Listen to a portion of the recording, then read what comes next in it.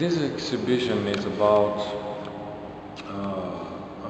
it's a reflection on art as a medium, because I do think that art has in many ways fulfilled its purpose as a work of art. We have had 2,000, 3,000, 4,000 years of art production and with exquisite work. And art has released, or we have released, the potential of art as an object. But we have not released the potential of art as attitude and strategy.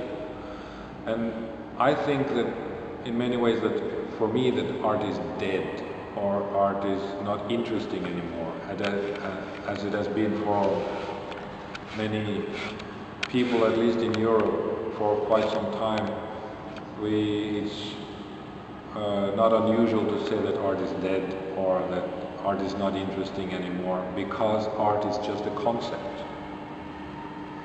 And a concept is just an idea among other ideas and concepts.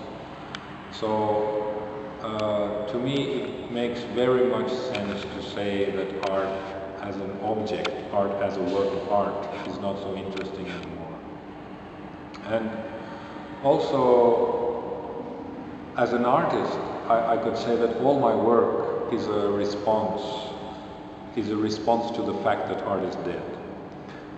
That is of course not true, because art is not dead.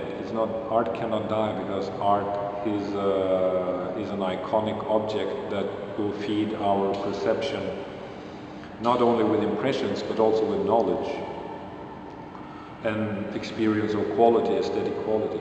So art can never die, but so the fact that when we say that art is dead or without interest, we don't mean that art is dead, we just mean that art as a concept is not so interesting anymore, it is not so fulfilling anymore. Art is perhaps the best product that humanity can produce, and it is the most profound way of communication that we can achieve. It is better than normal language, it can express. It is a profound way of communication, and as a product, it is, when it is on a high level, like it was in the Renaissance or in the Baroque or in the Middle Ages or before that or after that or in the postmodern era or whatever, art as a product can be exquisite, but it's still just a product. So this exhibition is focused on the concept that art should be attitude and strategy, because everything can be art, and also today everything can be art. And so I made the main concept of the exhibition, I put it here, to say that we need to make better concepts and strategies in order to improve the world and to improve global world society. And in this point of time, that is the most important aspect to me as an artist. How can we improve global world society? To be an artist or not is not so relevant, but to produce and to interact and to engage in the process of how to improve global world society, that is very meaningful, and it is, I think, a good purpose. And both art, science and philosophy represent so much knowledge and so much quality that it is very sad that society do not benefit from this knowledge. The knowledge of science and the knowledge of philosophy and art should come closer to society.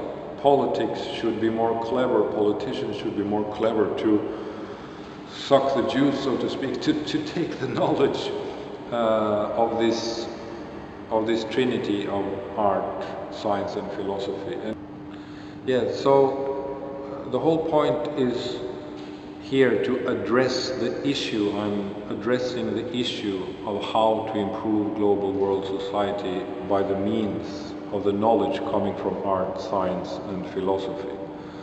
And I think that this approach is a relevant approach in contemporary art, because art has repeated itself for so many years. If you go to the Biennale in Venice or to Documenta in Germany or anywhere else, in the Museum of Modern Art or in New York or in Tokyo or in Barcelona or anywhere, there are artworks and art concepts. And we repeat this process of representing artworks and presenting concepts.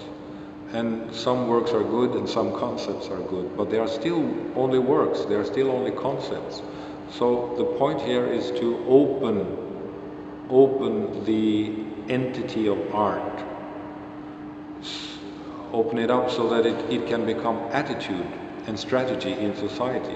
It can become the way that we perceive society. It can become the way that we create infrastructure, the way that we engage in communication and planning, city planning and political strategy. So that is the central theme, the central point of this exhibition.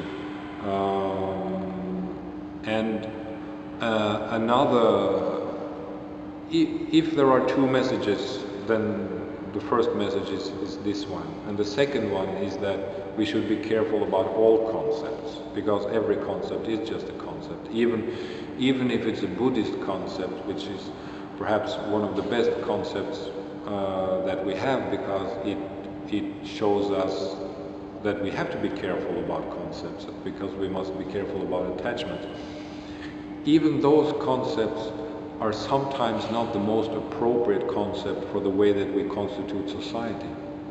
So it means that humanity should be more flexible when dealing with concepts, and we should take more care in developing the right concepts for each area. The right concept for city planning and for healthcare and for communication and infrastructure or technology. So the truth is that the world as it is now, we know so much better than what we do of the world.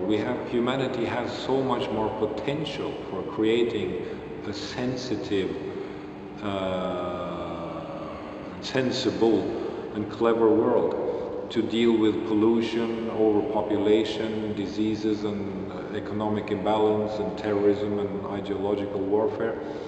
We have so much potential to solve these problems, but we don't do it. And that's why I think that art, science and philosophy should come together and try to engage in this dialogue and in this attempt of improving global world society.